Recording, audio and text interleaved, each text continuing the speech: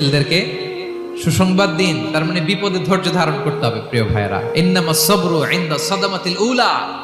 বিপদে আমরা অনেক সময় প্যানিক হয়ে যাই, অস্থির হয়ে যাই, কি করব, হতাশ।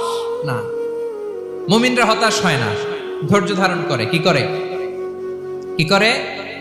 ধৈর্য ধারণ করার শক্তি দাও গো মেহেরবান আমায়, দাও গো মেহেরবান। পড়েন, ধৈর্য ধারণ করার শক্তি দাও গো মেহেরবান আমায়, দাও গো মেহেরবান। সবাই বলুন একসাথে, ধৈর্য ধারণ করার শক্তি দাও গো মেহেরবান আমায়, দাও গো মেহেরবান।